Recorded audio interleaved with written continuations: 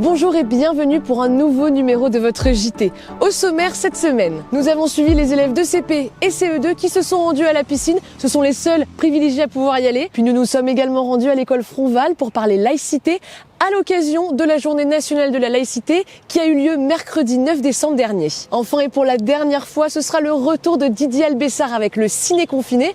Un ciné confiné consacré à Louis de Funès, mais l'occasion également de nous donner toutes les informations et les actualités sur la réouverture du ciné-club. Les élèves de primaire ont la chance de pouvoir profiter de la piscine municipale même pendant le confinement. Nous les avons d'ailleurs suivis lors d'un de leurs cours. Malheureusement, l'académie ne nous a pas donné les autorisations pour les filmer, ni même pour interroger leurs professeurs. Mais une chose est sûre, ils sont tous très heureux de pouvoir profiter de la piscine pendant le confinement. Reportage.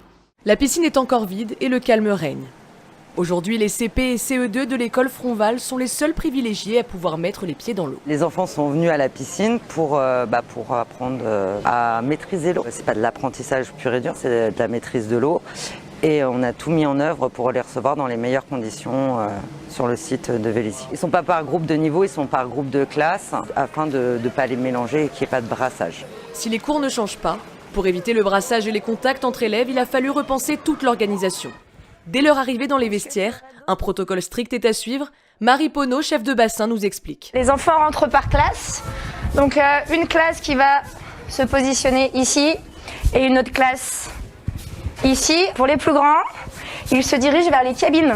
Donc ils ont une cabine pour deux en général. Pour les petits, leurs chaussures, ils les posent ici. Et ensuite, les garçons d'un côté et les filles de l'autre. Et voilà. En plus de toute cette réorganisation, les équipes de la piscine sont elles aussi priées de respecter nombre de consignes. Port du masque autour des bassins, nettoyage du matériel dans des bacs spéciaux et aménagement des aires d'exercice.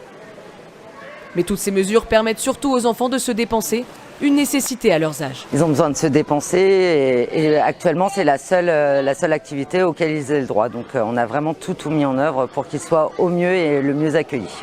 La natation scolaire est une activité obligatoire dans les textes de l'éducation nationale, obligatoire même pendant le confinement. Le 9 décembre dernier était la journée nationale de la laïcité et à cette occasion, les équipes municipales chargées de l'éducation ont mis en place un projet à destination des enfants, comprendre la notion de la laïcité à travers des jeux et des mises en scène. Reportage.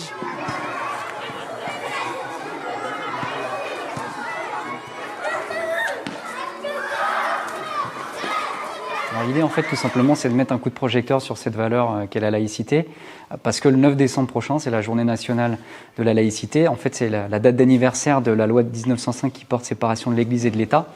Et l'objectif, c'était à travers les enfants et dans les écoles, parce que c'est un peu le meilleur endroit où la laïcité peut se mettre en place, c'était de donner la parole aux enfants. Alors ce projet au niveau ville, c'est un petit peu le pendant de ce que les enseignants vont faire sur le temps scolaire avec les enfants, puisque la laïcité, c'est aussi un projet pédagogique dans la citoyenneté, dans le parcours citoyen des enfants qui est fait sur le temps scolaire.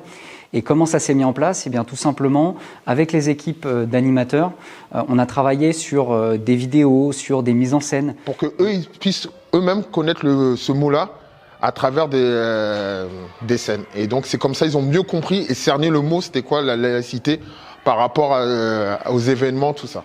Et alors, moi, j'avais préparé des petites scénettes. C'est eux qui jouaient les rôles.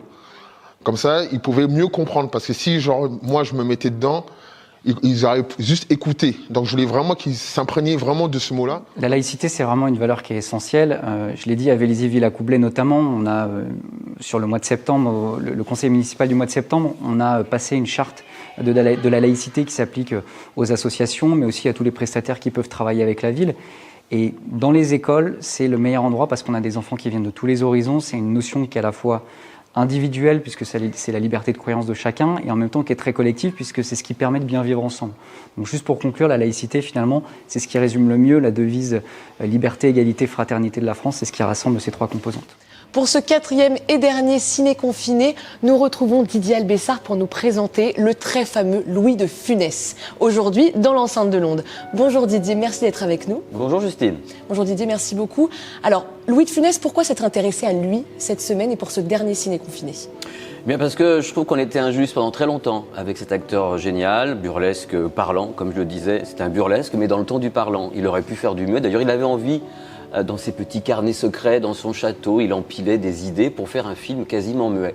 Mais comme vous le savez, il nous a quittés en 83, il n'a pas eu le temps. Alors justement, un ciné confiné à retrouver tout de suite, consacré à Louis de Funès. Ce n'est pas assez triomphal, ce n'est pas assez orgueilleux, de l'orgueil, bon sang.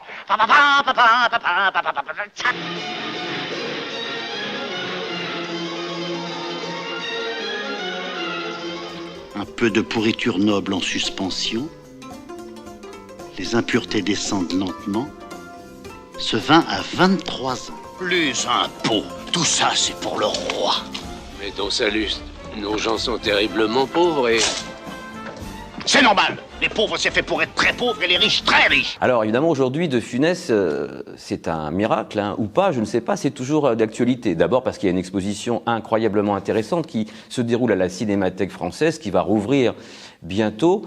Et je vous conseille vivement de vous rendre à la Cinémathèque à Bercy pour aller découvrir cette grande exposition consacrée à Louis de Funès, sachant que c'est la première fois que la Cinémathèque française organise une exposition sur un acteur. D'habitude, ce sont des genres de cinéma ou des metteurs en scène. Là, c'est l'acteur. Pourquoi De Funès? Parce que c'est un monument. Qu'on aime ou qu'on n'aime pas, il faut reconnaître que c'est un acteur inimitable et inimité.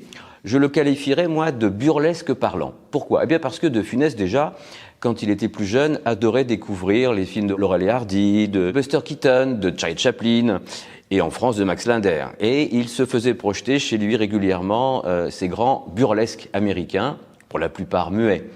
Et dans son jeu, si vous remarquez toute sa filmographie, il y a un burlesque inhérent à son personnage, son physique, sa rapidité, sa chorégraphie de son corps, parce que c'est un acteur qui savait jouer de sa personne entièrement, le corps. Les enfants adorent De Funès justement parce qu'il a la capacité, comme Chaplin, de capter l'attention par son visage, par son débit, par sa folie. Comment avez-vous fait ça? J'envoie une lettre anonyme au roi. Il vous surprend, la répudie et me rappelle au pouvoir. C'est une explosion permanente de Funès. Alors si je vous conseille de revoir 2-3 films là, pour vous donner envie de voir l'expo aussi, eh bien c'est de revoir Oscar. Oscar? Qui c'est ça, Oscar? Voyons, Bertrand, tu perds la mémoire. Oscar, c'est ton chauffeur. Tu attends un enfant de mon chauffeur? C'est un festival de Funès incroyable. La Folie des Grandeurs, parce que le tandem montant, qui au départ c'était prévu avec Bourvil, mais comme vous le savez, Bourvil est décédé avant ce projet, enfin pendant ce projet.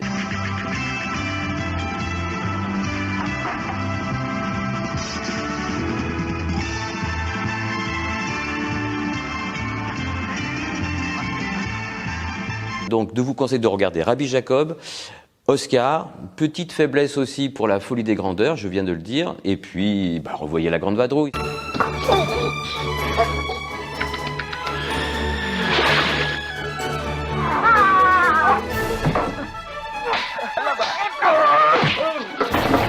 Oui, qu'est-ce que c'est? C'est extraordinairement drôle avec Bourvil. Et puis pour terminer, je vous dirai une petite chose. On va vous proposer une petite surprise, sans doute, avec un montage sur des extraits de Funès, où le visage de Funès est mélangé au mien. Ça va peut-être vous faire sourire. En attendant, bon ciné-confinement et à bientôt au Ciné-Club de Vélizy. Merci à tous. C'est rien, c'est rien, c'est rien.